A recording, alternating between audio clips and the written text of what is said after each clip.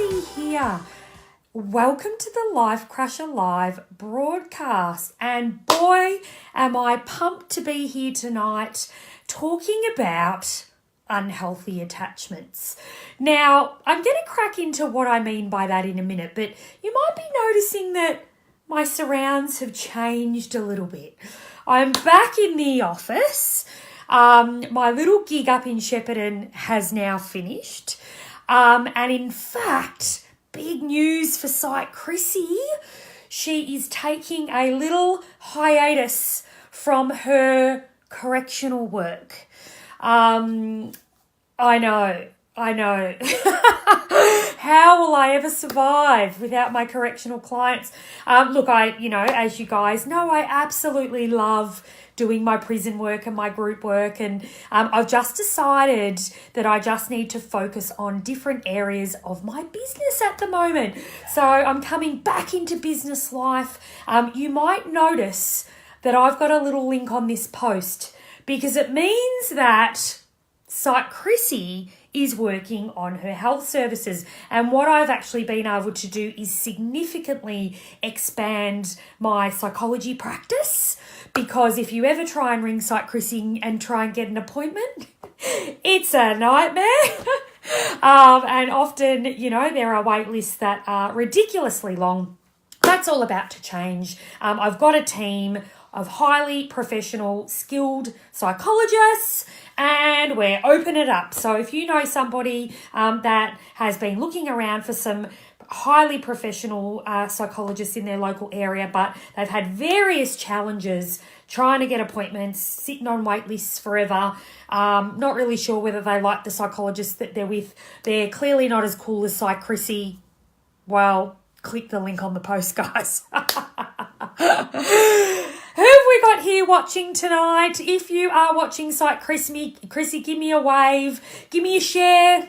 My favourite thing to do is beam into everybody's homes and teach the true Psych Chrissy lessons in psychology. So feel free to give me a share or tag anybody that you feel like could really benefit from the broadcast.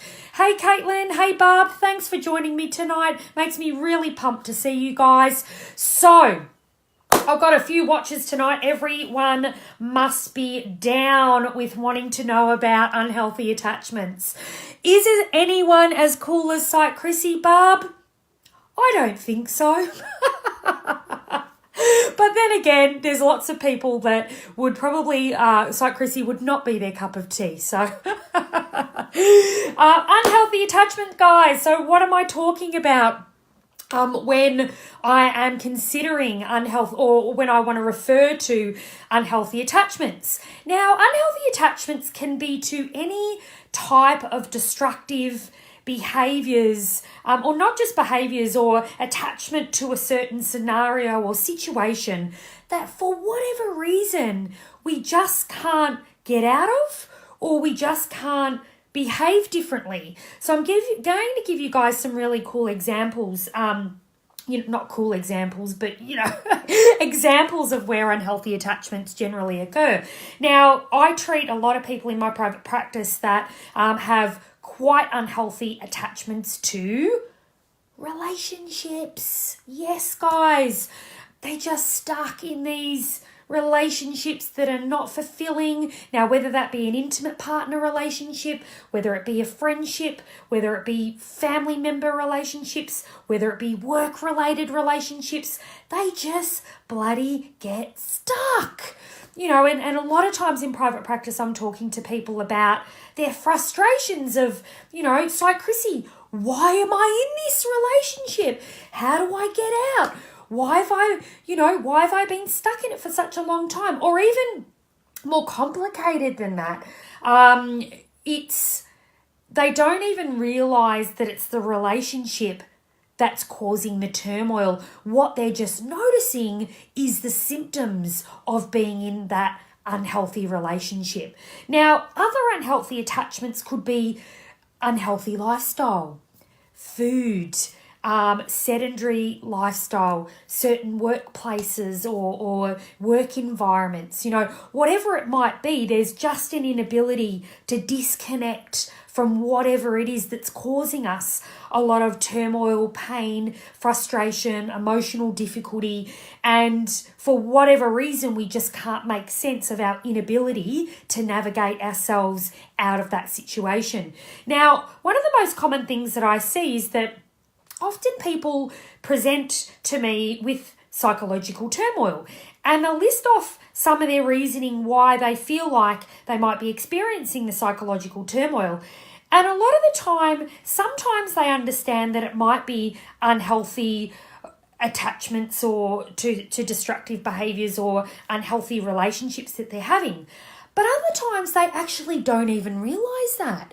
They will present with low mood or overwhelmed or low self-esteem and low confidence, and they really have a hard time identifying what is the factor that's impacting on that.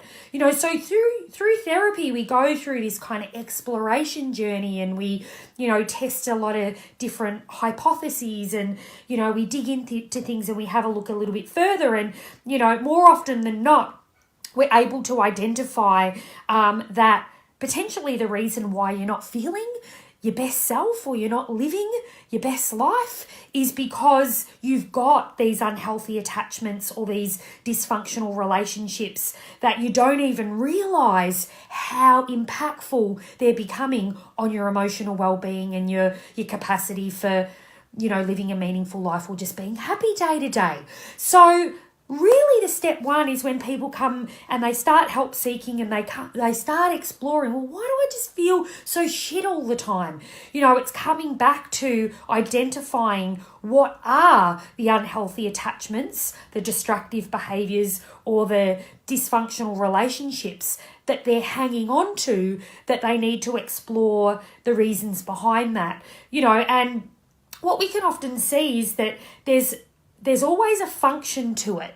Now, what I mean is that there is a reason behind why we engage in these unhealthy attachments, be it food, unhealthy lifestyle, all of those maladaptive or things that we do that just aren't helpful, but we do them anyway. Why do we get in these dysfunctional relationships and feel like we can't get out of them? So there's lots of causes. And look, guys, I could probably sit here for the next 4 hours and reel off, what would be the function of overeating or binge eating? And there's 70 different functions I could, but I'm just going to give you the core of it, and what I really do boil it down to is it's either a coping strategy or an avoidance of emotional discomfort. So you're either engaging in that behavior or that relationship or that destructive attachment because you'd use it to cope, so you use it to soothe, or you engage in it because you want to avoid a whole range of emotional, psychological consequences. Okay, so for example, if we look at overeating or binge eating, the function of that is avoidance. You don't want to feel uncomfortable or difficult emotions, so you eat that away. You feel shitter as a result, but, for that brief moment in time, you do feel, good and you're able to avoid that emotional discomfort. Relationships. Now, wow, there's a whole range of reasons as to why people get stuck in dysfunctional relationships. A lot of the time it's because, and I do find, and I've been dealing with this a lot lately in private practice, is people just refuse to acknowledge how dysfunctional some of these relationships can be. Now that's an avoidance, or they romanticize or exaggerate the goodness, or they want to avoid conflict, so they just leave it, or they don't address it, or they want to avoid confrontation. So the dysfunction in the relationship continues. So it really does boil down to the emos, guys, that we really do need to, in order to address a lot of the unhealthy attachments that we have in our lives, be it to activities or behaviours or relationships. If we just got better at regulating our emotions, we would be far better placed to manage or even not develop these unhealthy attachments or relationships in the first place. I mean, that'd be awesome. it'd probably put me out of a job. but, wouldn't it be great if we could, identify that we need to better manage our emotional states so that we don't default to really unhelpful ways of managing that. So what are some of the unhealthy attachments in your life, guys? What are you using as a bit of a crutch or an avoidance? What are you avoiding, by not calling out dysfunction in your relationships or addressing some of the issues at hand? What is preventing you from being able to learn how to better self-regulate your emotions? Because it is, if you can really get to the source of that and you can, put your hand up and go, look, I need to learn how to better manage and regulate my emotions. And there's lots of different ways we can do that. Millions and millions of different ways. And it's not a one size fits all either. It's about finding what works for you. I can guarantee, now this is a Psych Chrissy guarantee, I can guarantee that you will live a much better life and you'll be far less reliant on some of these really unhealthy attachments and behaviours that we engage in order to avoid all of this emotional discomfort or to cope in dysfunctional ways. So there we go, guys. I want you to have a good think about this. I want you to do a little bit of an audit of your life. I want you to have a think about what things that you might need to change. The essence of it is probably in your emotional regulation, and what emotional regulation strategies do you need to become more competent in engaging in? And like I said, there's heaps. It could be mindfulness. It could be getting your exercise back on track. It could be challenging your negative self-talk. Look back on all the Psych Chrissy videos. I've presented on millions and millions of emotional regulation strategies over the time that I've been doing this. So maybe do a little bit of a Psych Chrissy binge and have a look at some of that stuff. So there we go, guys. I hope that has been helpful.